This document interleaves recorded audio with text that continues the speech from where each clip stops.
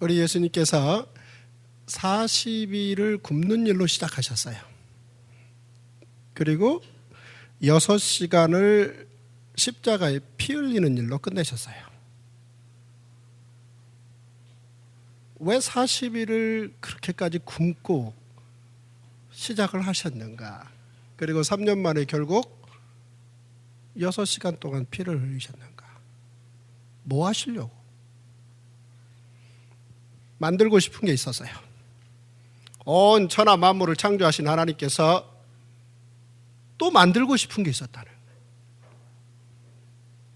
뭐 좀 할 일 다 해보면 원도 없고 더 원할 게 없다는 거잖아요. 그런데 온 천하 만물을 창조하신 하나님께서 뭘 또 만드시려고? 누가 배고픈 걸 참아요. 누가 아픈 걸 참아요. 그런데 그렇게 참고 시작하셔서 참고 끝낸 거예요. 그래서 결국 뭘 만드셨느냐? 너희 몸이 성전을 만든 거예요. 와우 해주세요. 안 놀래는 여러분들이 놀라워요. 이야, 이럴 수가. 하늘, 땅, 바다, 우리 눈으로 인지할 수 있는 수많은 것들을 바라보면서 저 모든 걸 만드신 하나님께서 뭘 더 만드실 게 있나? 그런데 그 모든 걸 만드는 것보다 더 소중한 걸 만들고 싶으셨어요. 그래서 직접 내려오셨어요. 내려오셔서 40일 배고픈 걸 참고 십자가에서 6시간 동안 너무 아프셔서 돌아가셨어요. 그래서 나온 게 너희 몸이 성전입니다. 그리스도인이라는 말이 이 책 한 권 전체를 동원하지 않으면 그 말의 값을 10%도 모르고 그냥 살아가는 겁니다. 그런데 십자가에서 이제 끝내요. 시작이 있으니까 끝나는 거잖아요. 끝나는데 가장 큰 소리로 외치셨어요. 일단 십자가에 계시는 동안 아프다는 말씀은 한 말씀도 안 하셨어요. 물론 40일 금식기도 하시면서 배고프다는 말씀도 안 하셨어요. 배가 고프지 않으신 것도 아니고 안 아프신 것도 아닙니다. 오죽하면 돌 가지고 떡 만들어 먹으라 그랬어요. 배고픈 걸 다 지켜봤으니까. 그리고 너무나 아프시니까 어떤 사람이 달려가서 뭔가 마취를 좀 도와주고 싶은.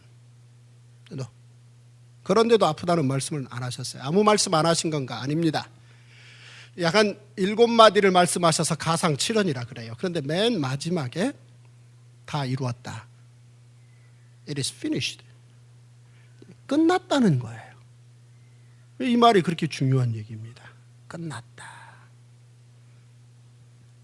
인생을 마감하면서 이렇게 자신 있게 이 끝났다는 말 한마디에 아쉬움이 전혀 없을 수 있는 분은 그분 한 분밖에 안 계십니다. 그러니까 모든 사람들이 올라가 놓고 그 자리에 앉아서 내려오면서 아쉽다는 거죠.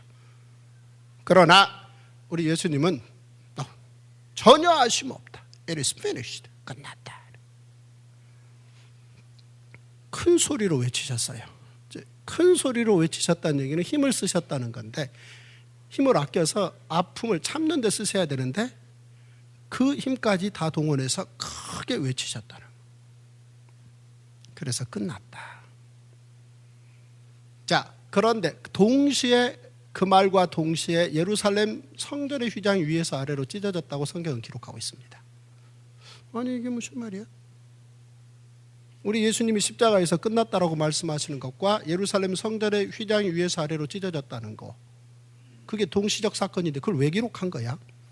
우연의 일치일까? 성경은 그런 걸 기록하지 않습니다. 그러면 하나님께서 우리 예수님께서 너무 크게 외치셔서 음성의 파장이 날아가서 예루살렘 성전의 휘장을 위에서 아래로 찢은 건가? 아닙니다. 그렇지는 않습니다.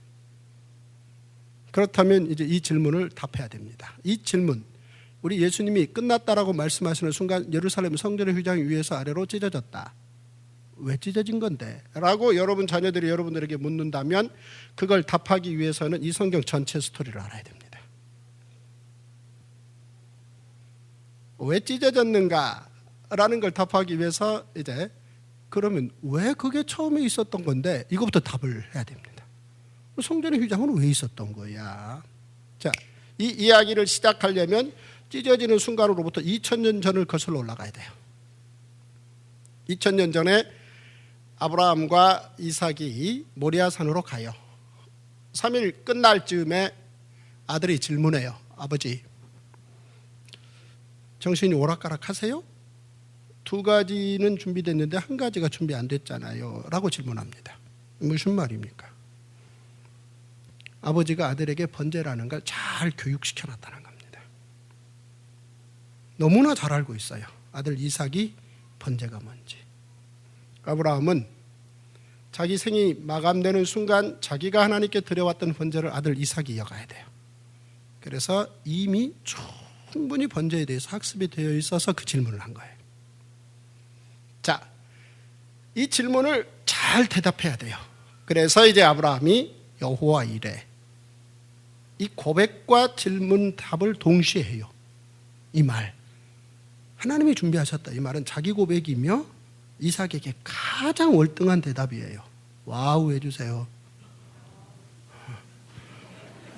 뭐가 놀랍다고요?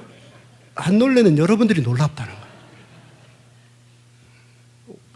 왜 못 놀랬는지는 스스로 생각들 해보세요. 여호와 이레. 이삭이 그 말을 알아들어요. 그리고 아버지가 자기를 묶는 거예요. 그 순간 아하 생각을 해버린 거죠. 노아 때 시작된 번제와 이번에 다르구나라는 걸 아는 거예요. 번제는 노아가 시작한 겁니다. 본격적으로. 그리고 그걸 학습해서 아브라함한테까지 내려왔고 이제 아들 이삭이 그걸 물려받으면 되는 거예요. 근데 그는 짐승을 잡아서 다 태우는 겁니다. 노아가 방주에서 수고하고 땀 흘린 건 자기 뱃멀미 때문이 아닙니다. 짐승들을 살려내는 거죠. 그 지극정성으로 살려낸 짐승들 가운데 가장 싱싱한 짐승들만 골라서 그걸 태워 바치는 이게 번제의 본격적인 시작입니다. 그렇게 해서 노아에서 아브라함까지 번제가 내려온 거예요. 그리고 그 노아의 번제를 변형시키지 않고 그대로 아브라함은 이삭에게 가르친 거예요. 그런데 아버지 이번에 아닌 모양이지? 그러니까 여호와 이레를 말한 거지. 자, 이쯤에서 이제 아버지가 아들을 묶는다는 건 아이가 3달이나 태어난 지 8일째 된 아이가 아니라는 거죠. 3달 된 아이라면 안고 찌르면 돼요. 그런데 묶는다는 얘기는 선택하라는 겁니다. 너 도망할래? 받을래? 그리고 칼을 날카롭게 갈았습니다. 항상 칼 가는데 익숙해야 돼요. 그래야 번제를 드려요. 그 다음에 불을 꺼뜨리지 않고 잘 활활 타오르게 해야 돼요. 그래야 번제를 드려요.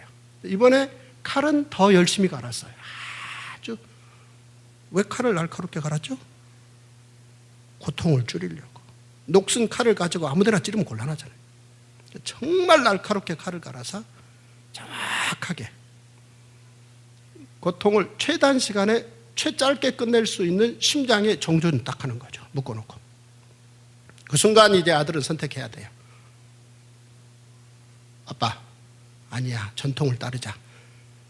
라고 아빠를 말리든지 아니면 일컬어 순종이라는 걸 하든지. 순종은 다 이해가 될 때 하는 게 아니올시다. 그거는 인과율에 불과한 거지. 순종은 인과율을 뛰어넘는 게 순종입니다.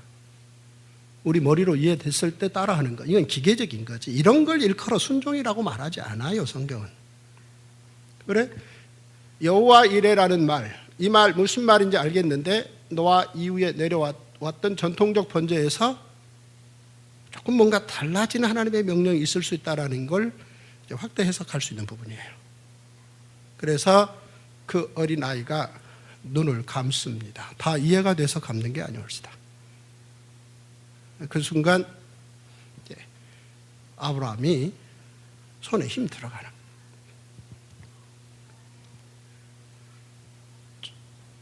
정주영 목사님 어디 계세요? 회장 목사 어디 계세요? 어디 갔습니까? 예배 안 드리나 이 정 목사님? 아, 그래요? 오늘 사회 보신 권사님 어디 계세요? 앞으로 나오세요.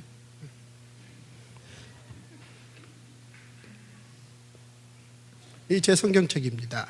우리 권사님께서 이 성경책을 이렇게 한번 가져가 보세요. 제가 할 일이 있으니까 너무 빨리 가져가지 마시고. 손대지 마. 손대지 마. 이상 내 거라는 겁니다. 이게 부모 혜택이라는 겁니다. 깜짝 놀랐습니다.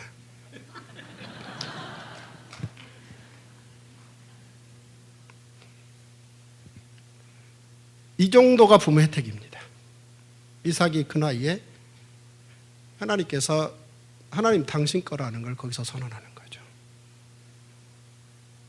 손대지 마. 아브라함아, 멈춰, 내 거야. 이야, 이 정도가 부모 혜택이라는 겁니다. 그 나이 때.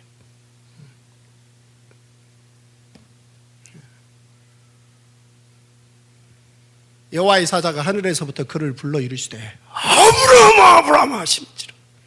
아브라함이 이르시되 내가 여기 있나이다. 사자가 이르되 그 아이에게 손대지 마. 이 심장 떨리는 하나님의 음성이 들리십니까? 아브라함, 아브라함. 시작. 그렇게 성경 읽으면 안 되는 거예요.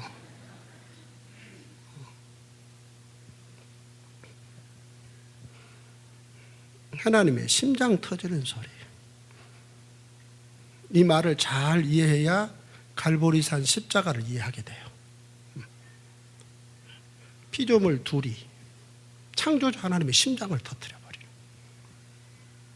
내 심장 터졌다는 얘기입니다. 아브라함, 아브라함. 쇼가 아니올시다. 1000번, 10,000번 해봐야 된다. 시작.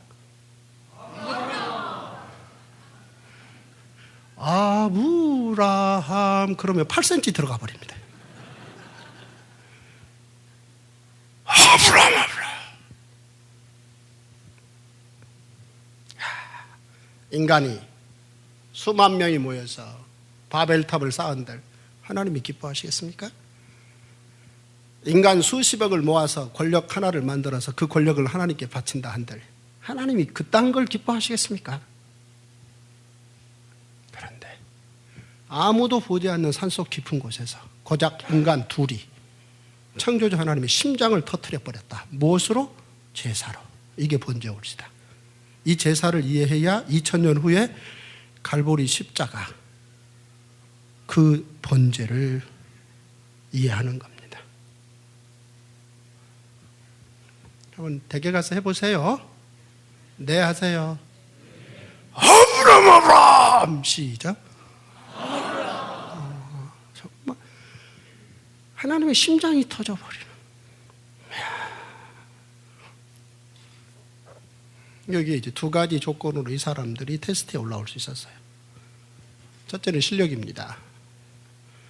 그러니까 번제에 대한 실력이죠. 두 번째는 순종이죠. 그 다음에 둘 관계는 사랑해야 된다. 만약 아브라함이 이웃집에 아들을 데려갔다. 이건 골치 아픈 거죠. 자기 목숨을 능가할 만큼 서로 사랑해야 된다. 사랑, 순종, 번제. 시작. 사랑, 순종, 번제. 이게 창세기 22장 이야기고 이 밑그림을 잘 이해해야 2000년 후에 갈보리 십자가를 액면 그대로 이해할 수 있는 기초가 나오는 겁니다. 아, 이렇게 시작된 이야기구나 이게. 순종, 사랑. 결국 아브라함 입장에서 어떻게 하나님을 순종하는지를 이제 아들에게 보여주는. 그 아들이 그걸 공부를 그 나이 때 하는. 그런데 너희들은 거기까지. 너희들은 거기까지라는 거죠. 이후에 2000년 후에 성부 하나님께서 이제 성자 예수님의 심장을 찔러버리는. 아브라함과 이삭은 거기에서 끝냈습니다. 스톱! 거기까지. 그러나 하나님은 딱 찔러버려요. 그러니 이 아브라함, 이삭 얘기가 바탕이 되지 않는다면 예수 십자가 이야기를 무슨 수로 우리들이 이해할 수 있겠습니까? 결국은 아브라함 이야기는 하나님께서 하실 일을 알리시는 가장 기초적인 첫 단계였다고 보시면 돼요. 자, 이 사건이 있고 500여 년이 지나고 아브라함과 이삭, 그들의 후손들이 모세 때 이제 제사라는 걸 본격적으로 나라에서 관장하는 것으로 제사장 나라의 5대 제사를 만들어요.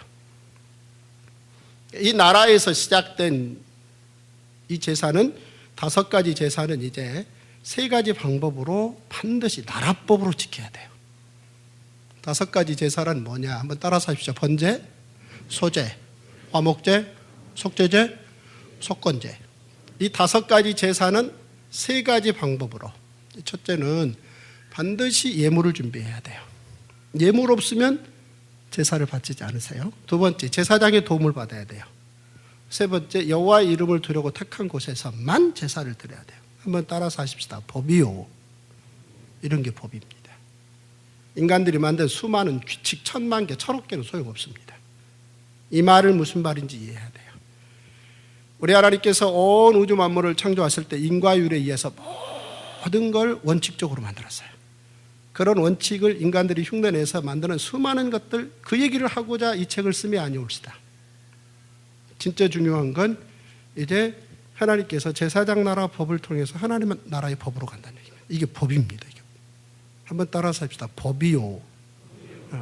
이런 말을 어줍잖게 가지고 이제 세상 재물 권력 다 취하고 살면서 폼잡고 사는. 그런데 이 생명의 성령의 법에 대해서 10%도 이해가 안 돼 있는.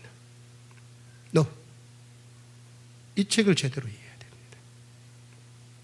결국 5가지 제사를 3가지 법으로, 이 중에서 이제 예물은 백성이 준비한다.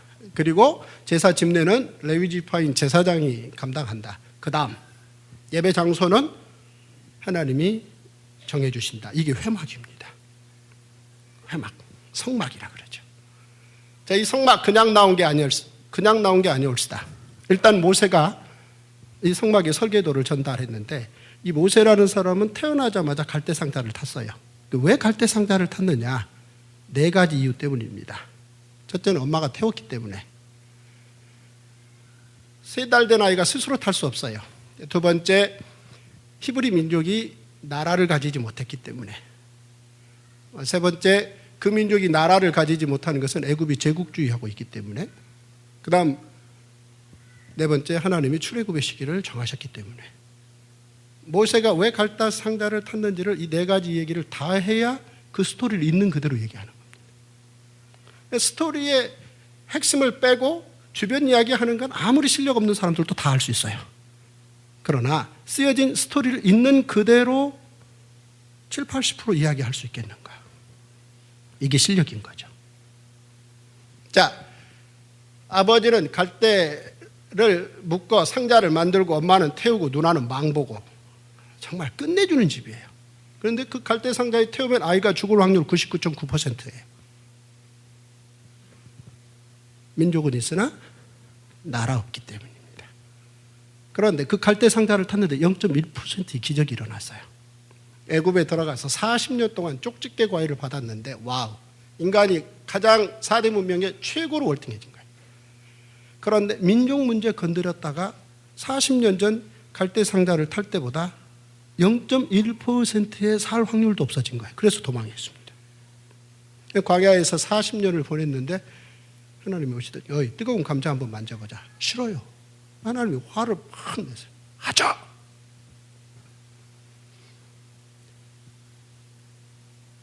여호와께서 모세를 향하여 노하여 이르시되.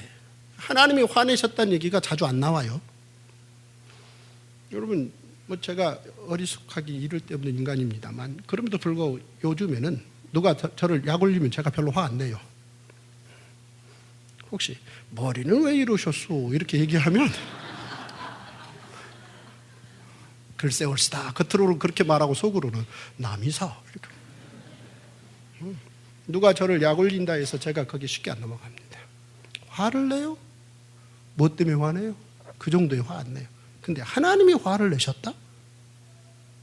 이건 시리어스한 얘기입니다. 심각한 얘기. 저는 뭐 별로 화를 내지 않습니다만 이제 가끔 저에게 자식들이 셋인데 제 세 자식들한테는 정말 갑자기 약속 없이 화내버립니다. 무슨 말입니까? 화는 아무에게나 안 낸다. 하물며 하나님께서 아무에게나 화내시겠는가? 그래서 성경에서 하나님이 노하셨다는 얘기는 그런데 밑줄 쳐야 돼요. 엉뚱한 데 밑줄 치면 정말 실력 없는 겁니다. 이제 여기에 모세가 설득당하죠. 그래서 애굽에 가서 바로하고 6개월 동안 9차 협상해요. 협상은 구걸이 아니올시다. 구걸은 목적은 있는데 그걸 관철할 수단이 없을 때 가서 비는 게 구걸입니다. 하나님은 애굽에 구걸하러 보내신 게 아니올시다. 바로하고 협상하라는 건데 그 협상 내용이 60만 무임금 유노동자들의 노동 환경 조건 개선이나 임금 협상이 아니올시다. 그 60만 명을 데리고 3일길을 나가서 제사를 드리겠다는. 헐 해주세요.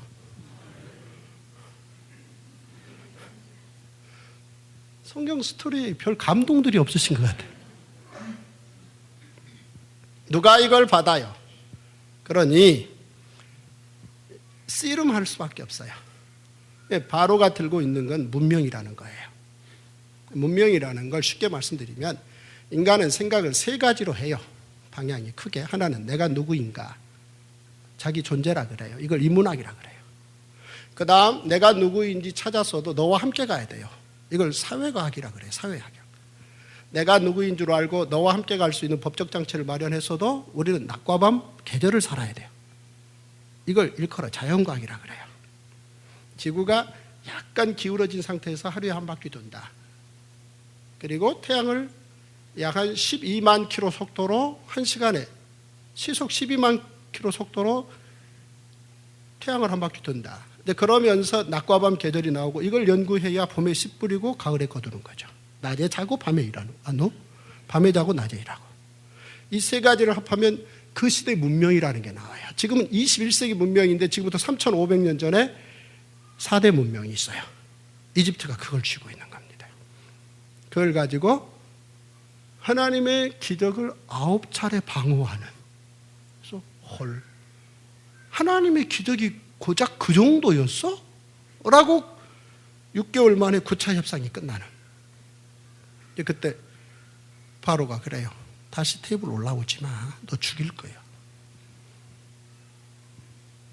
하나님의 기적 그 정도인가? 바로 그날 밤 모세 약 한 2만 3천여 마리 양을 잡아 피를 뽑아 문설주 좌우 임방에 발라. 그날 그 일이 이루어지고 애굽 전역에서 곡소리가 나는데 애굽 왕이 보기에 어느 한 지역만 조용한 거예요. 부활을 시켜서 야 가봐라, 쟤들 다 죽었나? 하나도 안 죽었더라. 그래서 나가 그런 겁니다. 와우 해주세요. 이게 6월절이라는 거예요. 패스오버. 이게 거기에서 애굽 제국이 종료되고 제사장 나라가 출발합니다. 도대체 양 2만 3천 마리 잡아서 피를 문설주 좌우 임방에 바르는 거 뭐 그렇게 대단한 일인데 헐. 이게 애굽 제국이 60만 무임금 유노동자들을 놓아버리는 겁니다. 바로 그날이 첫 번째 6월절입니다. 제사장 나라가 출발하는 첫 번째 6월절. 바로 이 첫 번째 6월절을 시작으로 1500번을 매년 그것을 명절로 지켜요. 명절이 법입니다. 우리는 법이 아닙니다. 물론 법 이상이라고 뭐 얘기하는 사람도 있겠습니다만, 그러나 그런 법 이상이며 만약에 그 명절을 안 지키면 죽어요. 이 1500번을 지키고 난 후 우리 예수님이 십자가 지시기 전날 밤 1500년 된 마지막 6월절을 첫 번째 성찬식으로 바꿔버려요. 여러분 성찬식 해보셨나요? 네 하세요. 대답하시는 건 협조하시는 거예요. 성찬식은 우리 예수님이 십자가 지시기 전날 밤 1500년 된 유월절을 마지막으로 종료시켜 버립니다. 그래서 지난 1500년 동안은 딱 그날을 법적으로 지켜야 돼요. 그런데 예수님이 성찬식으로 바꾸는 순간 내년에 그날을 법적으로 지키겠다면 그게 불법이에요. 왜냐하면 제사장 나라에서 하나님 나라로 넘어가기 때문이에요. 이런 말을 잘 이해하셔야 돼요. 빨간불, 파란불을 이해하셔야 교통사고 안 나요. 마찬가지로 이런 말들을 잘 이해하셔야 이 이야기를 흐름도로 이해할 수 있어요. 그래서 50% 이상 갈 수 있어요. 매 페이지당 50%. 저는 매 페이지당 80%가 이해가 돼요. 여러분들 한번 스스로 생각해 보세요. 어느 페이지는 2, 3점도 안 나오는 거죠. 그렇게 건너뛰어서는 다 이루었다, 성전 휘장 찢어진다, 이 말이 납득이 안 되는 거죠. 들어서 알고 있지만 내용이 이해가 안 되는 겁니다. 거기를 목표로 지금 가는 중입니다. 마지막 6월절 날 첫 번째 성찬식을 시작했다. 무슨 말입니까?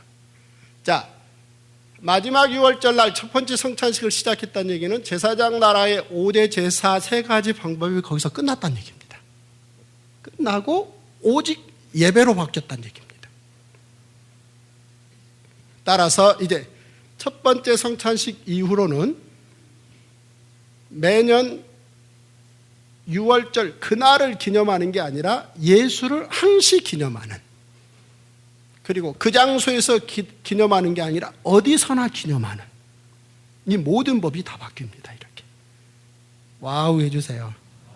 그러니까 다시 중간결사를 내린다면 이 모든 게 끝났다는 얘기, 완성됐다는 얘기예요. 우리 예수님이 다 이루었다, 이 얘기는 이런 모든 지난날의 스토리들이 딱 정돈해서 끝났다는 얘기예요. 그걸 만들기 위해서 그 긴 시간 동안 그 애를 쓰셨다는 얘기예요. 하나님께서 애쓰셨다는 얘기입니다. 자, 다시 거슬러 올라가서 이제 드디어 애굽에서 나왔어요. 시내산에 도착했는데 모세 나라 만들자 해서 10가지 계명을 613가지 정도로 가지고 나라를 만들었는데 이제 5가지 제사 중심이니까 말씀드렸듯이 그 3가지 방법을 준비하는데 그 가운데 하나가 성전이에요. 10계명을 주시더니 그걸 돌에 새기시는 거예요. 모세가 깨뜨렸는데 또 만들라 그러시는 거예요. 그걸 뭐 하시나 봤더니 그걸 가지고 가마 같은 언약궤 안에 넣으라는 거예요. 여기 넣어라. 넣어두면 뭐 하는 곳이냐? 이곳이 여호와의 이름을 두려고 택한 곳이 된다는 거예요. 와우 해주세요. 너희 몸이 성전이라는 말의 본격적 시작이에요. 그러니까 우주 만물을 창조하신 창조주 하나님께서 일정 어느 곳에 와서 머무시겠다는 겁니다. 그래서 그걸 본격적으로 시작하시겠다는 거예요. 그래서 5개월 20일에 걸쳐서 언약궤를 하나 만들어요.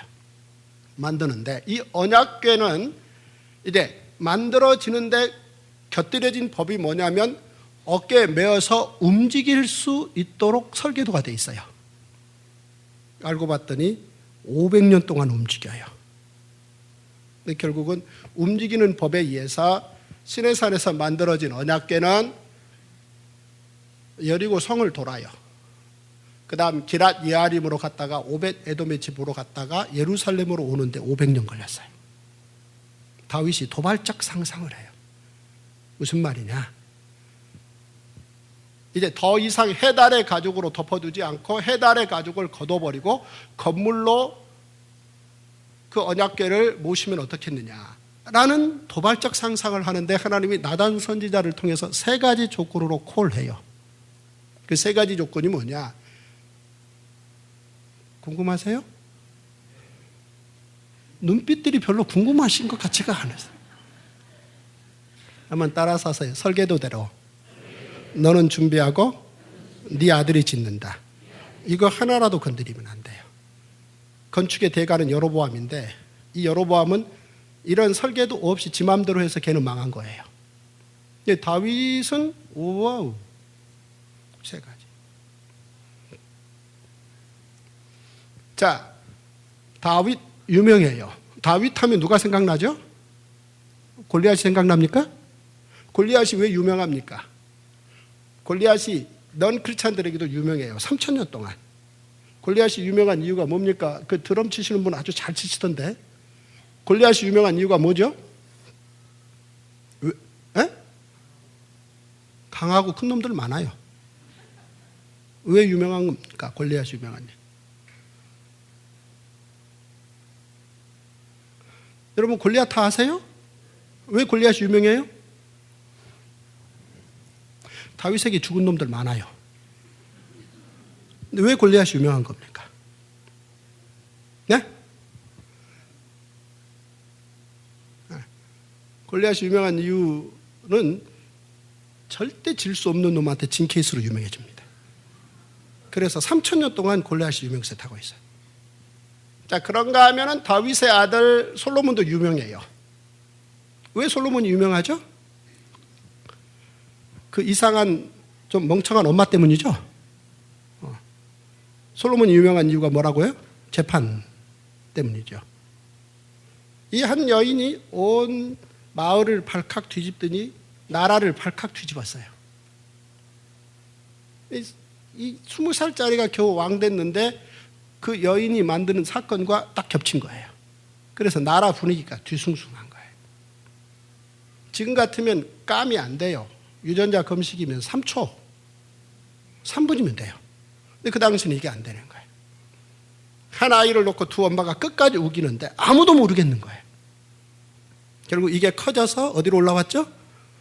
솔로몬한테 올라왔어요. 솔로몬은 어떻게 해결했습니까? 한마디 했습니다. 썰어. 누구한테 한 얘기입니까? 썰어 이 말을? 누구한테 했어요? 솔로몬이 썰어라는 말 했습니까? 누구한테 했어요? 자기 경호원한테 한 얘기예요. 총든 칼든 경호원을 한 번도 대동한 인생을 살아보지 않은 사람들은 이 말이 무슨 말인지 못 알아듣는 거죠. 썰어. 그 순간 경호원 칼집에서 쓱 소리가 납니다. 쓱 그 소리. 요 순간을 생모가 놓치지 않을 거라는 거예요. 소유 포기할 거라는 겁니다. 쓱 제 거 아닙니다. 시작. 쓱 제 거 아닙니다. 근데 그 멍청한 엄마는 써세요 이렇게. 그때 수많은 국민들이 오, 지 애비보다 월등하네. 시작. 속으로. 이야, 지 애비를 능가한다.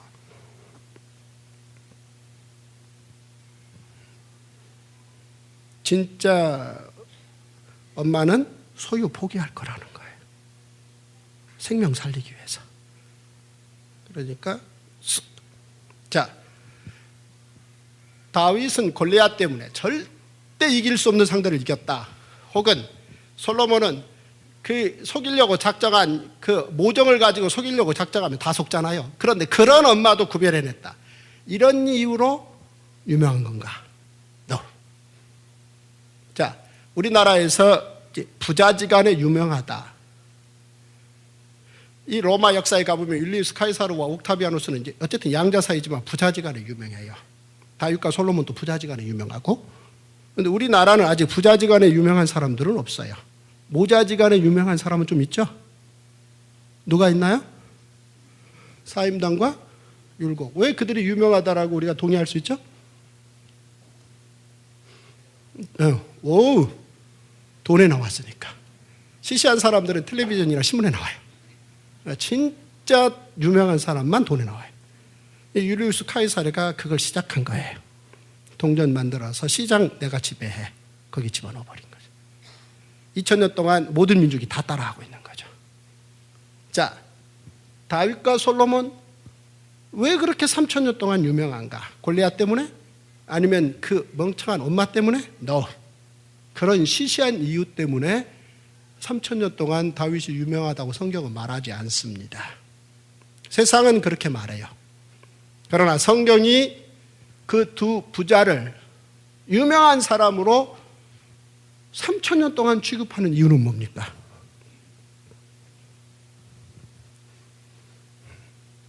성전 건축한 거예요. 와우 해주세요. 설계도대로 아버지는 준비하고 아들은 실행하고. 이 이유 때문에 이 책에서 그 부자를 3,000년 동안 유명하다고 다루는 겁니다. 성전. 이 말 이해하셔야 돼요. 자, 건물을 지었는데 의외로 크지 않아요. 단순해요.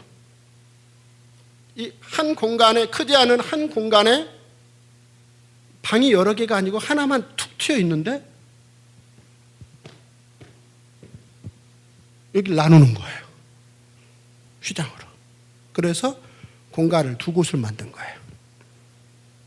지성소, 성소. 한번 따라서 하세요. 지성소, 성소, 두 곳이 나오고. 그리고 또 하나 이방인의 뜰이 나왔어요. 자, 우리 예수님이 3년 동안 사역을 마감하시고 예루살렘 성전에 올라가서 테이블을 뒤집어 엎으셨어요. 왜 엎으셨죠? 그 대답 잘하신 분? 빨간 넥타이. 네. 왜 엎으셨어요? 네, 장사가 나쁩니까? 장사가 좋아요, 나빠요? 농부가 어부에게 농산물을 팔고 어부가 농부에게 해산물을 팔면 무슨 좋은 일이 생겨요? 초밥이 나와요. 초밥을 먹으면 어떻게 돼요? 오래 살아요. 탄수화물만 먹으면 오래 못 살아요. 단백질만 먹어도 오래 못 살아요. 결국 장사를 해서 오래 살 수 있도록. 그래서 우리가 세상 나라를 세우는 건 딱 장사하라는 거예요. 장사하라고 국가에서 빨리 신속하게 농산물 썩지 않고 해산물 썩지 않고 신속하게 장사하라고 국가에서 돈 만들어주는 거예요. 그거 하나 하는 거, 그거 부정 없이 하라고 그거 다 힘쓰는 거고, 국가가 하는 일이 고작 그거밖에 안 돼요. 들어가 보면 무슨 용서를 해요. 새롭게 해요. 어림없는 소리. 포장하는 거죠. 자기들이 그 일 월급 받아먹기 미안하니까 적당히 포장하는 거지, 내용 안에 들어가 보면 그 이상 없어요. 실력 짧은 사람들이나 그 이상으로 보이는 거지, 진짜 공부해 보면 그 이상 없어요. 그게 전부예요. 그렇다면 장사 자체가 나쁜 게 아니올시다. 왜 뒤집어 엎은 겁니까? 그 행동을 하시면서 한 말씀 하셨죠? 무슨 말씀을 하신 겁니까? 내 집은 만민이 기도하는 집이라 기록되었으되. 자, 누가 기록했습니까? 이 기록을 솔로몬이 기록했습니다. 솔로몬이 똑똑한 이유가 바로 이 기록을 남겼다는 거예요. 와우 해주세요. 이야, 이 기록을 남겼다는 거예요. 예수님이 이 기록을 사용하실 수 있도록 이 기록을 남겼다는 게 솔로몬이 3,000년 동안 똑똑한 이유예요. 무슨 말입니까? 한번 따라서 하세요. 지성소, 성소, 이방인의 뜰, 이 세 곳이 나왔다는 거예요. 그러니까 모세 때 지은 성막은 움직이게 되어 있고 움직일 때마다 12지파가 감싸고 있어요. 외인이 가까이 하면 죽이라는 게 법입니다. 그런데 다윗과 솔로몬 때 주신 성전 설계도대로 성전을 지어놨는데 고정 지성소, 그 다음 성소, 고정 이방인의 뜰이 나온 거예요. 이방인의 뜰은 뭐 하는 곳이냐? 바로 또 주의 백성 이스라엘에 속하지 아니한 자, 이 말이 중요한 거죠. 주의 이름을 위하여 먼 지방에서 온 이방인이라도 그들이 주의 크신 이름과 주의 능한 손과 주의 펴신 팔의 소문을 듣고 와서 이 성전을 향해서 기도하거든. 와우 해주세요. 우리가 이 구절을 읽으면서 와우 안 한다는 건 참 우리 민족 크리스찬들이 이상한 거예요. 아직도 안 누르고 계시는 게 참 놀라워요. 와우 해주세요. 이야, 대박. 오늘의 우리 이 놀라운 이야기가 사실은 저기에서 굉장히 역사 현실화됐다는 얘기예요. 바로 여기에 첫 수혜자가 스바 여왕이에요. 자, 스바 여왕이 건축 지어졌다는 얘기 듣고 왔죠? 자, 우리 교육부장님 대답하세요. 네, 크게 대답하세요. 네, 고마워요. 착하신 거예요. 애들이 착해봤자 별 효과 없어요. 나이 들면서 어른들이 착해야죠. 제발 연세 드시면서 착해지세요. 대답도 잘하시고요. 지금 특강하는 목사 무섭게 하지 마시고요. 가만히 계시면 무섭잖아요. 겁은 다른 데 가서 주시고, 여기서 이렇게 웃어주세요. 시작.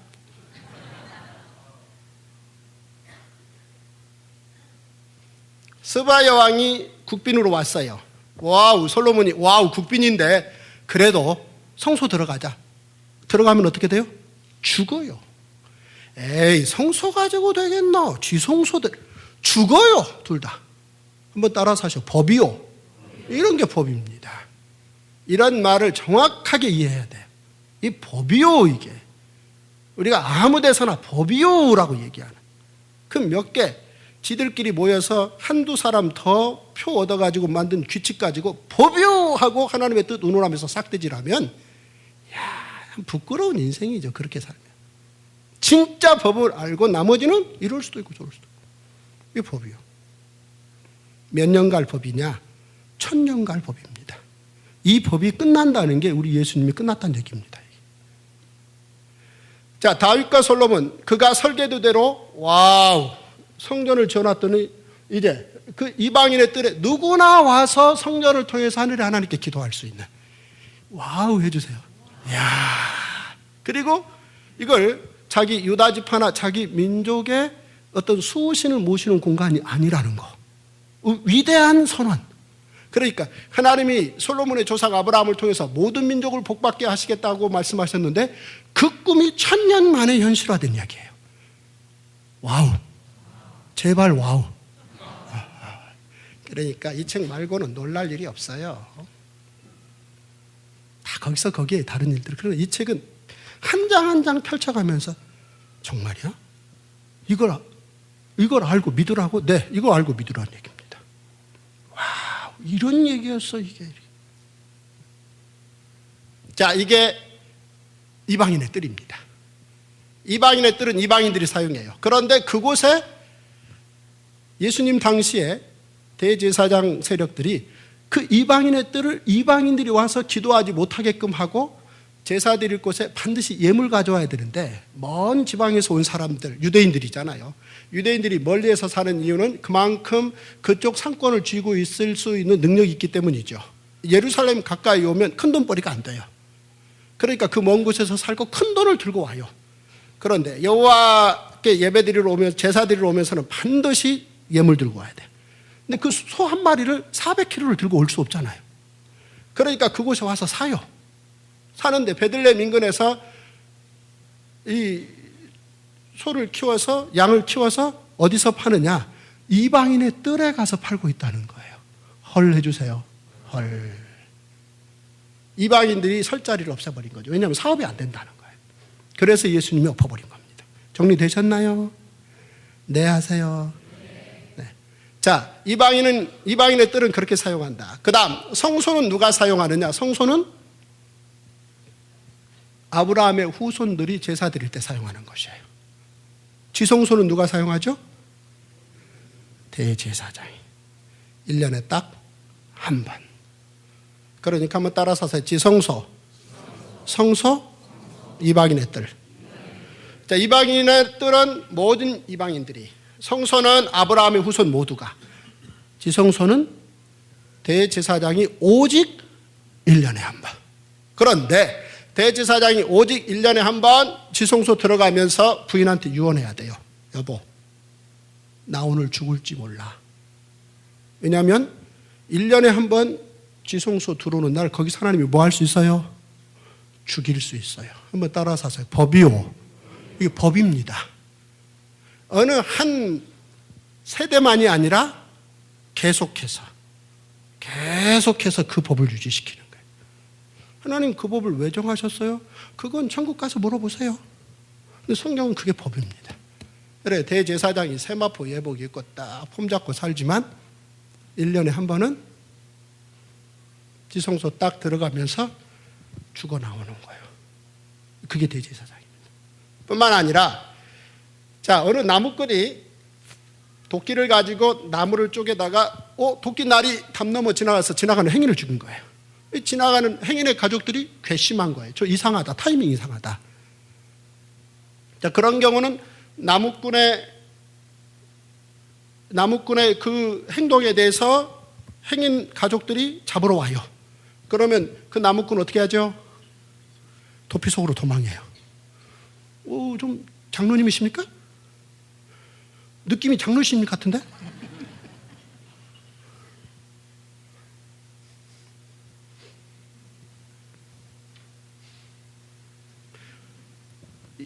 이 지정석입니까? 불어 와서 앞으로 앉으신 겁니까? 응? 불어 와서 앉으신 거예요? 지정석입니까? 훌륭하세요. 그러시면 앞으로 나오셨어요. 멋있잖아요.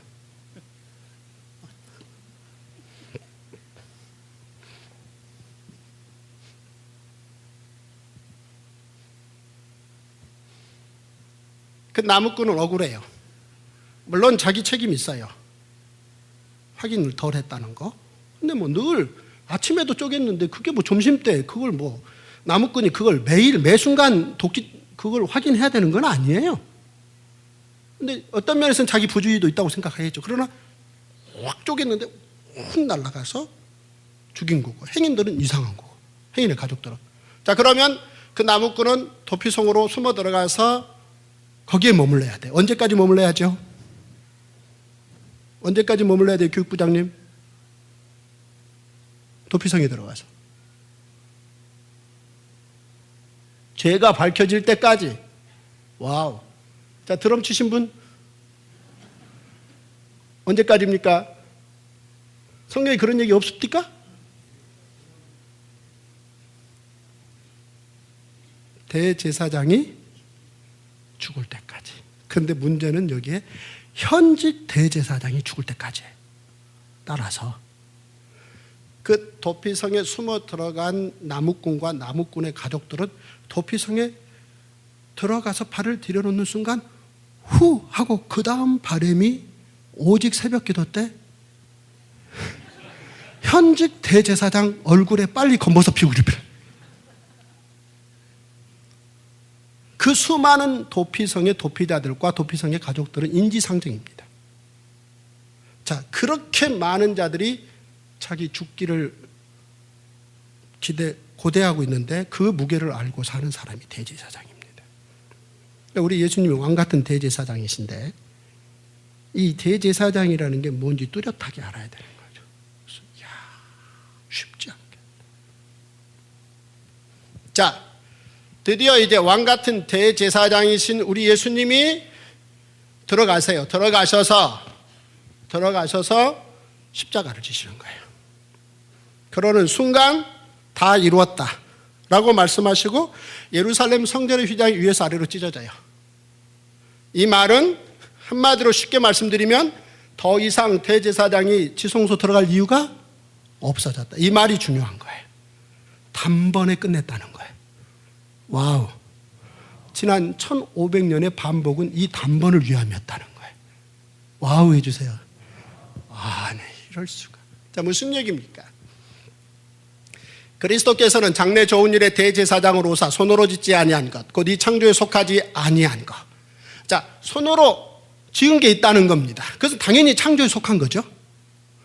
손으로 짓지 아니한, 창조에 속하지 아니한, 이 말은 손으로 지은 게 있고, 즉 모세 때, 그리고 다윗 때.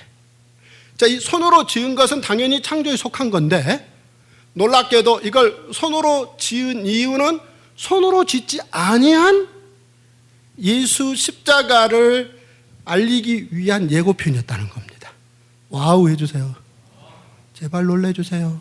와, 아니 이럴 수가. 이 창조에 속하지 아니한 더 크고 온전한 장막으로 말미암아 염소와 송아지 피로 하지 아니하고. 자, 이 말은 지속적으로 모든 번제에 무조건 짐승 피를 써야 돼요.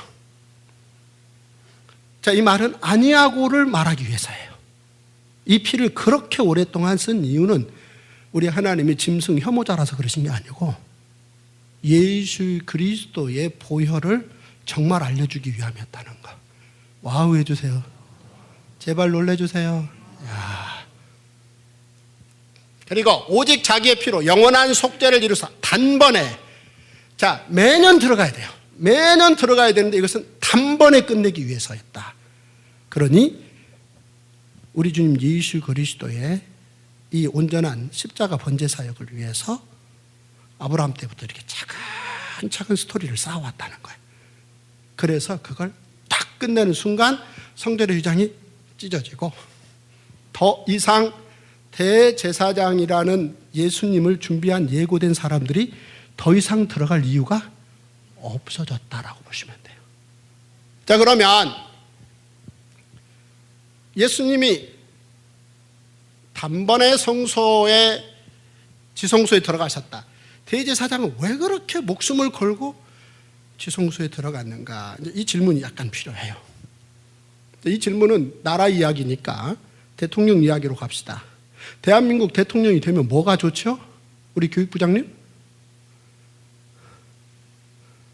대한민국 대통령이 되면 뭐가 좋습니까? 국가를 대표한다. 자, 드럼 치시는 멋지신 분? 대한민국 대통령이 되면 뭐가 좋습니까?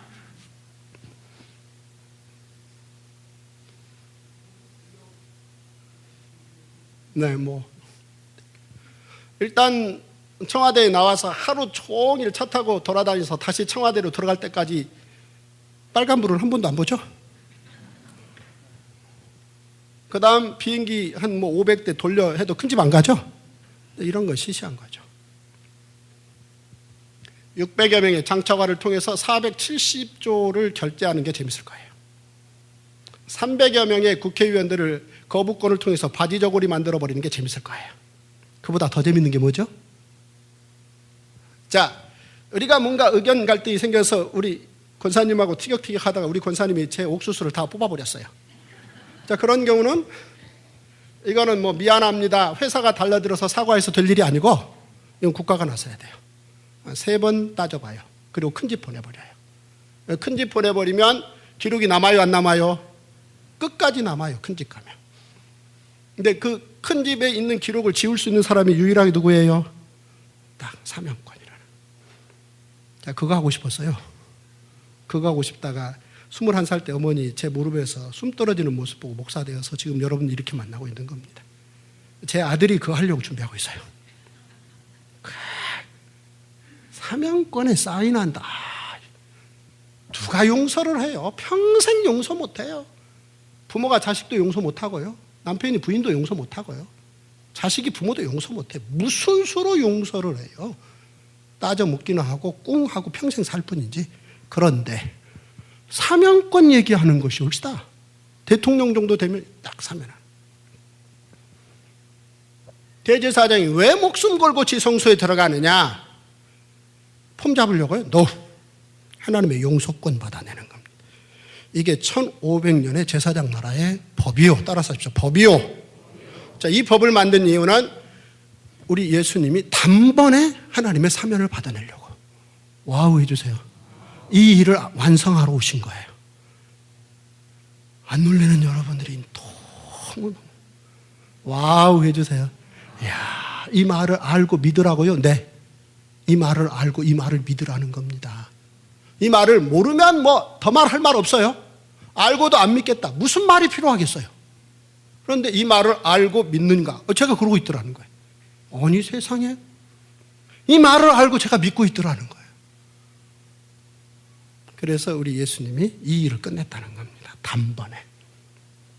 자, 예수께서 다시 크게 소리 지르시고 영원히 떠나시니라. 이에 성소 휘장이 위에서 아래까지 찢어져 둘이 되고 땅이 진동하며 바위가 터지고, 따라서 이제 이 십자가는 하나님의 능력. 와우 해주세요. 하나님의 능력이 된다는 거죠. 왜 우리가 오직 십자가냐? 왜 우리가 궁극적으로 오직 십자가냐? 바로 이게 하나님 나라의 유일한 깃발이기 때문입니다. 우리가 나라를 만들면 나라가 있다는 걸 뭘로 확인할 수 있어요? 우리 드럼 치신 분. 나라가 있다는 걸 뭘로 확인할 수 있죠?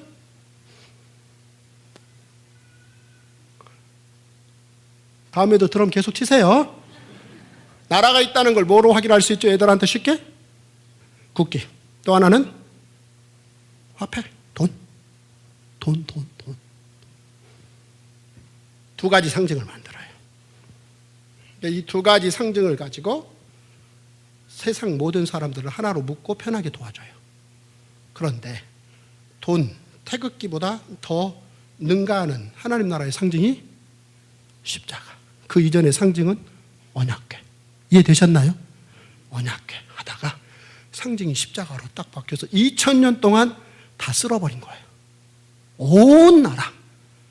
이 교회도 이제 동사무소, 하나님 나라의 동사무소 중에 하나예요. 십자가 딱 꽂아놓은 거죠. 와우 해주세요. 저기에서 뭐 하셨느냐? 그걸 끝내셨다는 거예요. 뭘 끝내셨느냐? 하나님께서 너희 몸이 성전 그리스도인 만드는 일을 끝내셨다는 거예요. 이게 그 얘기라는 겁니다. 이게 이 한 권 이야기가. 이 책은 어떤 책입니까? 이 책은 2000년의 시간이 들어있습니다. 물론 태초부터 종말까지 들어있지만 우리가 손으로 잡을 수 있는 시간 2000년 들어있어요. 아브라함부터 사도 요한까지. 신라 1000년, 고려 500, 조선 500년 합하면 2000년인데 그 정도 2000년 이야기를 제가 중고등학생들에게 가르칠 수 있는 역사 지식은 됩니다. 그러나 그 정도 역사 지식 가졌다 해서 베트남 혹은 스웨덴 역사 얘기 못해요.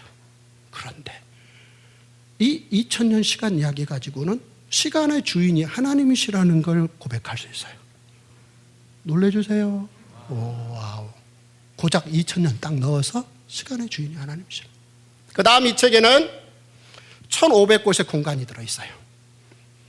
저는 전라북도 고창군 고창읍 월산리에서 태어났어요.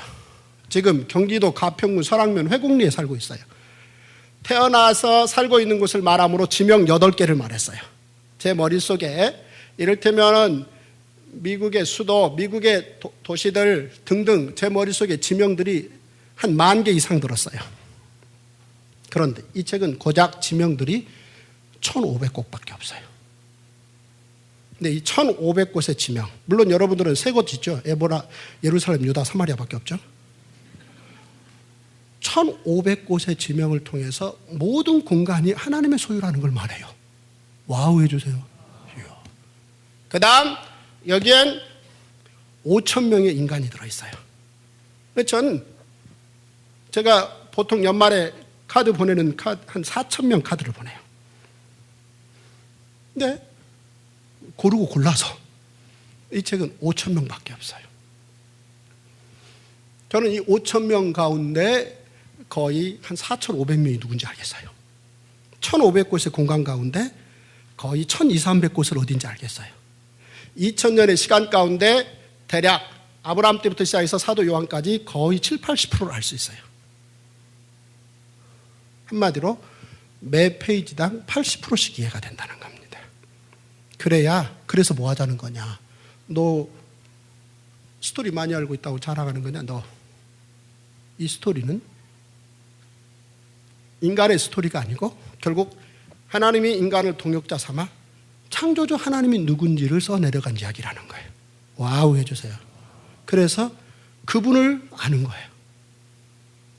자, 이 책 어떤 책입니까? 시간, 공간, 인간이 하나님의 소유라는 걸 말하는 책이며 또한 이 책은 얇은 책입니다. 무슨 책이요? 대답해 주세요. 얇다. 초중고등학교 교과서 포함하면 260권입니다. 두 팔로 하나도 안을 수 없어요. 그런데 두 손가락으로 들을 수 있어요.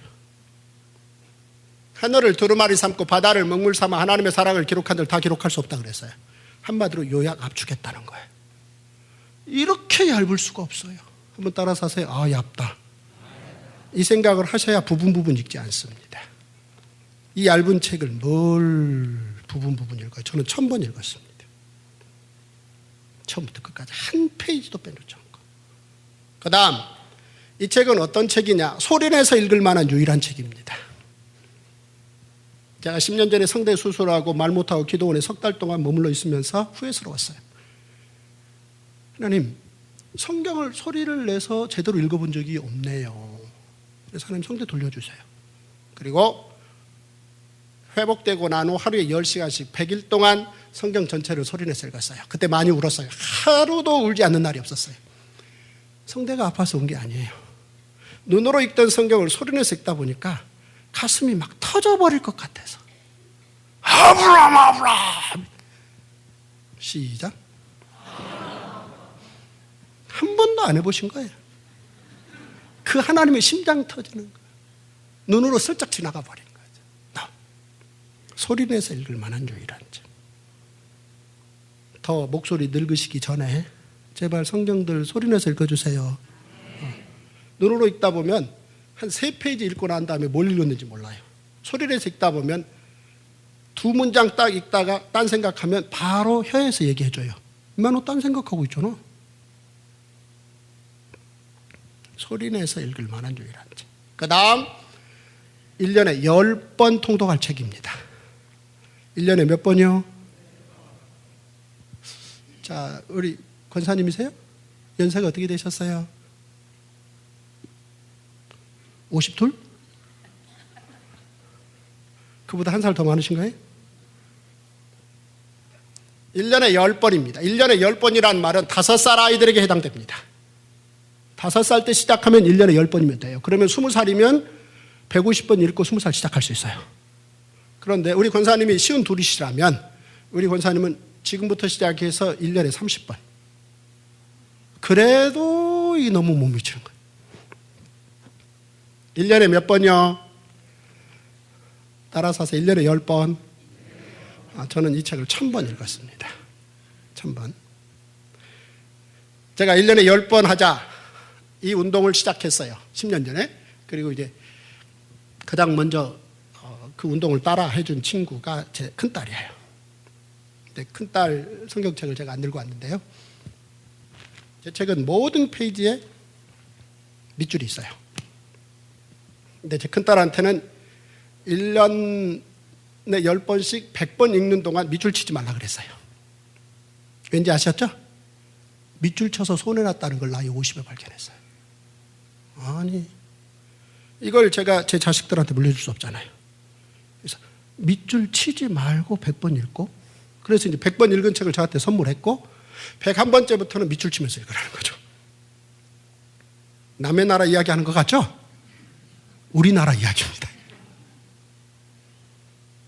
100번. 처음 10번 읽고 난 다음에 이제 제 큰딸이 그래요. 아빠, 올 1년 성경을 10번이나 읽었는데 이거는 이제 내년에 꼭 또 10번 해야 되느냐. 그러니까 이런 질문이 담겨 있잖아요. 제 사랑하는 딸에게 평생 가져갈 가장 좋은 선물을 줄 기회다 싶어가지고 딸아, 이 책은 말이야 1년에 쉬지 않고 10번을 읽어야 그 내용을 잘 모른다는 사실을 깨달을 수 있는 책이야. 자, 이 딸이 빙그레 웃었고 그 이후에 100번 읽었습니다. 물론 100번 읽었다 그러면 약간의 불만이 있어요. 왜냐하면 127번 읽었거든요. 근데 뒤에 127번은 떼자. 제가 1000번만 읽었겠어요. 그러나 그런 얘기는 떼자. 왜? 그거 가지고 엉뚱한 소리 하자는 얘기 아니지 않냐. 한 번은 제 큰딸이 예레미야를 읽고 있는데 너무 재밌어서 진도 나갈 수 없대요. 그래? 바로 확인 들어갔습니다. 와우, 진짜 정말 알고 있는 거예요. 매 페이지당 스토리의 70%를 이해를 해요. 저는 매 페이지당 80% 스토리를 이해를 해요. 어느 한 페이지 건너뛰지 않고. 어떻게 이런 얇은 책, 몇 페이지 안 되는 책을 건너뛰고 어느 페이지는 2%, 5% 알고 끝나요? 제 큰딸은 영국에서 로스쿨 마치고 법경제학 전공했습니다. 그러니까 미국의 주식법이 일본, 한국, 중국으로 넘어오면서 IMF 이후에 어떤 변동을 일으켜서 기업 지배구조가 만들어졌는지 코퍼레이트 가버먼트라고 그러는 이 부분과 관련해서는 이제 처음 저희 딸이 영국에서 논문을 마치고 이제 바이버 끝나면 되는데요. 14과목 로스쿨 다니면서 8과목을 디스팅션을 받았습니다. 그런데도 매일 아침 새벽 1시간 반씩 그 시험 보러 가는 날도 이 책을 읽은 거죠. 앞으로 훌륭한 법조인이 되는 게 꿈입니다. 성경 70% 지금 스토리를 알고 있습니다. 이거 가지고 뭐 하자는 건데요? 머리 좋아지는 겁니다. 머리 좋아지고 적어도 그 정도는 알고 대법관도 되고 대법원장도 돼야지.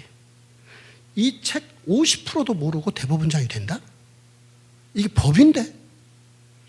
이게 사랑의 법, 용서의 법인데? 그 좋은 머리 두었다가 어디다 쓰라고? 저희 둘째 딸은 영국 캠브리지 대학에서 고고학 박사를 마쳤습니다. 27살입니다. 헤리티지, 그러니까 요즘 이제 문화유산에서 지금 유네스코에 등재하잖아요. 울산의 반구대를 유네스코에 등재하려고 하는데 그 반구대와 관련해서 모든 자료들 다 번역했습니다. 제 딸이 앞으로 이제 그런 쪽으로 우리나라에서 처음 그쪽을 제대로 전공한 친구라고 보시면 됩니다. 큰 딸에는 못 미치지만 한 60% 스토리를 이해를 해요. 막내는 대통령 될 꿈이 있습니다. 우리 큰딸은 꿈이 대법원장입니다. 둘째는 유엔 사무총장, 막내는 소박한 대한민국 대통령. 그렇게 안 될 수 있어요. 저스트 꿈이니까. 그러나 성경에 7, 80% 아빠보다 더 알아야 된다는 거죠. 더 알아야 된다.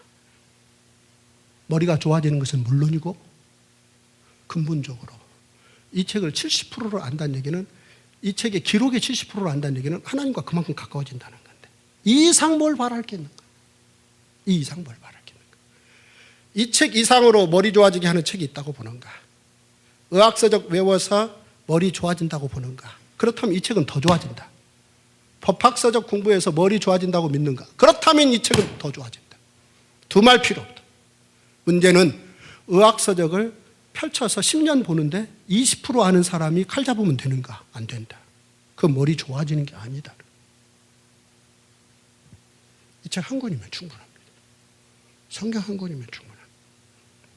여러분들이 그렇게 믿지 않는 한 여러분들 자식들은 성경 읽지 않습니다. 제 딸이 왜 이렇게 성경을 읽었겠습니까? 제가 밤낮으로 읽으니까. 이 책. 왜요? 재미있어서. 어떻게 해서요? 재미있어서. 이 책만큼 재미있는 책이 있느냐 이 말입니다. 이 책만큼 머리 좋아지게 하는 책이 있느냐 이 말입니다. 이 책 한 권이면 충분합니다, 여러분. 아멘 해주세요. 복음이 뭔지 간단하게 3분 동안 말씀드리고 끝내겠습니다. 복음이 뭔가? 하나님 나라 복음이 뭔가?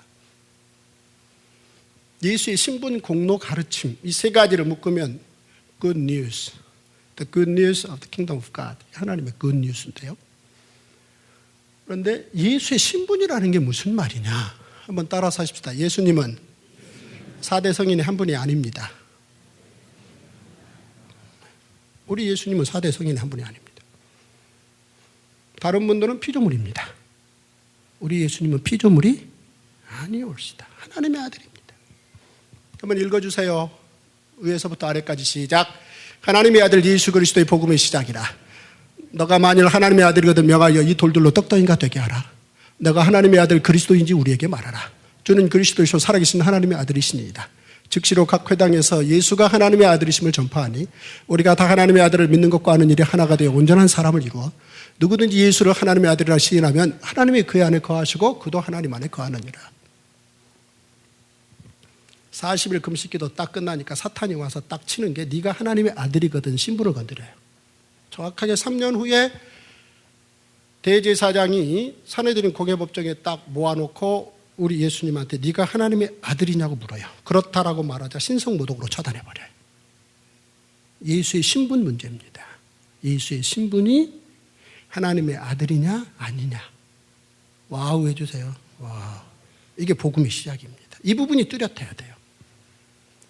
그리스도께서는 장래 좋은 일의 대제사장으로서 하나님의 아들이 대제사장을 지신 거예요. 그 다음에 그 하나님의 아들이 하나님의 어린 양 되신 거예요. 이게 이 얘기에 인간이 만들지 않은 독특한 얘기예요. 와우. 인간의 머릿속에서 나온 얘기가 아니라는 거예요. 자, 여호와 하나님이 땅에 흙으로 사람을 지으시사 모든 사람들은 흙에서 나온 피조물입니다. 오직 하나님만.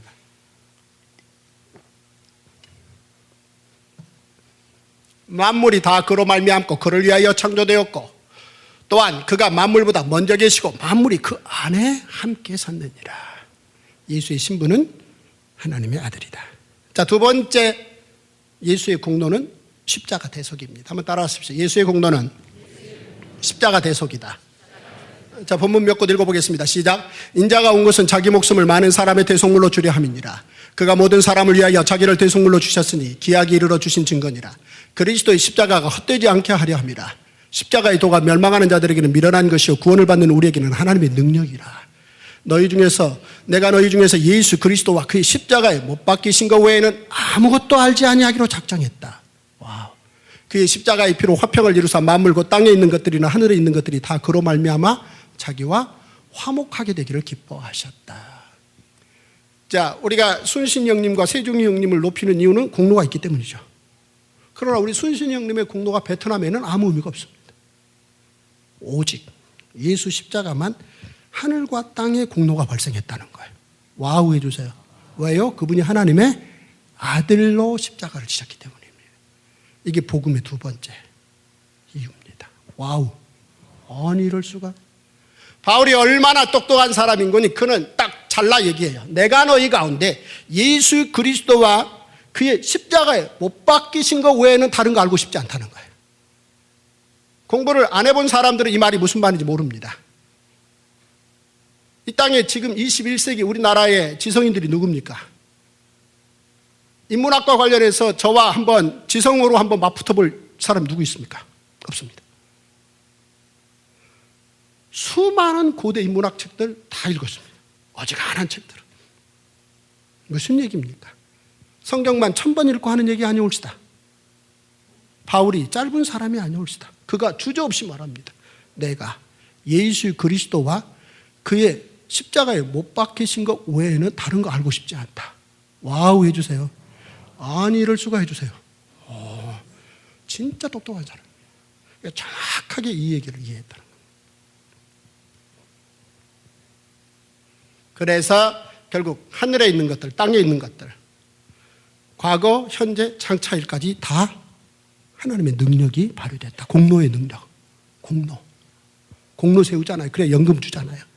그러나 그런 정도는 얘기가 다르다는 겁니다. 예수의 공로. 세 번째 예수의 가르침입니다. 한번 따라하십시오. 예수의 가르침은 하나님의 사랑이다. 같이 좀 읽어주세요. 시작. 내 계명은 곧 내가 너희를 사랑한 것 같이 너희도 서로 사랑하라는 이것입니다. 하나님을 사랑하는 것과 또한 이웃을 자기 자신과 같이 사랑하는 것이 전체로 드리는 모든 번제물과 기타 제물보다 나으니라. 우리가 아직 죄인 되었을 때 그리스도께서 우리를 위하여 죽으심으로 하나님께서 우리에 대한 자기의 사랑을 확정하셨느니라. 사랑은 여기 있으니 우리가 하나님을 사랑한 것이 아니요 하나님 우리를 사랑하사 우리 죄를 속하기 위하여 화목제물로 그 아들을 보내셨습니다. 사랑하지 아니하는 자는 하나님을 알지 못하나 이는 하나님은 사랑이십니다. 가만히 보니까 왕과 스승과 친구와 부인과 자식과의 관계에서도 예를 지키는 거, 야 이거 바람직하지 않냐. 이 가르침을 내어놔서 엄청난 울림을 만들었고 따르는 자들을 세웠어요. 사실 칼 쓰는 자, 칼을 뽑아서 100만 명을 죽이고도 무너지지 않고 또 일어났다. 이런 사람들의 역사 기록은 기억은 하겠지만 한 사람도 누가 따르지 않아요. 따르는 자가 없습니다. 뭔가 봉이 김선달이 어느 물을 팔아먹었죠? 대동강물을 팔아서 부자가 됐다. 그런 걸 누가 기억은 하겠지만 한 사람도 진심으로 누가 그를 따르지 않아요. 이 땅에 그 대단한 이 땅에 그 군인들, 무슨 장수들, 무슨 부자들 기억들은 해요. 조금 부러우니까. 그러나 진심으로 한 사람도 누구를 울리지 못해요. 아무도 따르지 않아요. 냉정하게 보면 한 사람도 안 따라요. 그런데 예라는 거 그거 지키면 좋지 않겠어? 요거 가르침 가지고 정말 그 많은 사람들을 따르게 만들어요. 자, 어느 분은 태어나서 늙고 병들고 죽는 게 고난인데 그 욕심 좀 내려놓고 마음 좀 비우면 안 되겠느냐. 이걸 가르쳐서 정말 큰 울림을 만들었습니다. 어느 분은 인간이 여타 모든 피조물과 딱 하나 변별성이 있다면 인식이라는 걸 하더라는 거죠. 자기 인식. 그런데 그 자기 인식의 출발점에서 자기가 좀 무지하다는 것으로 출발해야 된다는 거예요. 그래야 제대로 인식할 수 있다. 이걸 가지고 서구 철학의 기초를 놓아버렸습니다. 자, 엄청난 많은 사람들에게 울림을 만들어서 따르는 자들을 만들었다는 거예요. 그래서 일컬어 그 세 사람을 묶고 예수를 묶어서 십자가를 그 선상에서 평가하고 4대 성인이라고 말하는 거예요. 자, 그들의 가르침과 울림, 그 울림에 따르는 자 많은 거 사실입니다. 그러나 예수의 가르침은 예나 욕심 비우는 거나 자기 무지의 인식으로부터 시작되는 그런 이 하나님의 만드신 이 피조 세계의 작은 조각지식이 아니올시다. 온 우주 만물을 창조하신 창조주 하나님이 사랑이라고 가르치시는 거예요. 와우 해주세요. 아니, 하나님이 그 온 우주 만물을 창조하신 창조주 하나님이 사랑이라는 거 어떻게 알 수 있겠느냐고? 내 십자가 보라는 거죠. 나의 십자가는 오직 하나님의 사랑 때문에 나왔다는 겁니다. 이 얘기를 이 책 한 권을 다 동원해서 가르치고 있는 거예요. 이 예수의 가르침입니다. 하나님은 사랑이다. 다 사랑이 좋아요. 아빠 나 사랑하는 줄 알지? 아빠가 너 사랑해서 그래. 딸은 그래. 아니야, 그 아빠 욕심이야. 부인이 말합니다. 당신 사랑해서. 아니, 당신 욕심이야. 사랑이 좋은 줄 아는데 사랑이 뭔 줄 알고 사랑을 제대로 하는 사람 한 사람도 없습니다, 세상에. 누가 감히 사랑의 본가를 알고 사랑을 제대로 할 수 있는 인간이 있을 수 있겠습니까? 다만 오직 예수 그리스도를 통하여 사랑이 뭔지를 가르친다는 겁니다. 와우 해주세요. 창조주 하나님의 사랑을 십자가를 통해서 가르치는 겁니다. 그래서 그 사랑을 알고 하나님을 사랑할 수 있고 그 사랑을 꿈꾸는 인생을 살 수 있다. 이게 복음입니다. 예수의 신분, 예수의 공로, 예수의 가르침, 이 세 개를 합하면 복음입니다. 재미있으셨어요? 제가 지금 매일 아침 유튜브를 합니다. 제가 매일 아침 읽어주는 성경을 해요. 그래서 올 1년 창세기 1장부터 계시록 마지막 장까지 올 1년 안에 20분씩 읽어주면서 포인트 5개씩 집어서 끝내버립니다. 정말 좋은 기회입니다. 혹시 시간이 있으신 분들은 아니요, 시간을 만드셔서 한번 하시면 좋을 것 같아요. 그래서 통박사 조병호 읽어주는 성경인데요, 제 얘기하지 않습니다. 우리나라 이야기하지 않습니다. 시시한 얘기하지 않습니다. 이 이야기로 시작해서 이 이야기로 끝냅니다.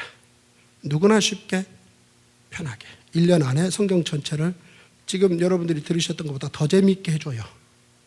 한번 참고들 하세요. 재미있으실 거예요.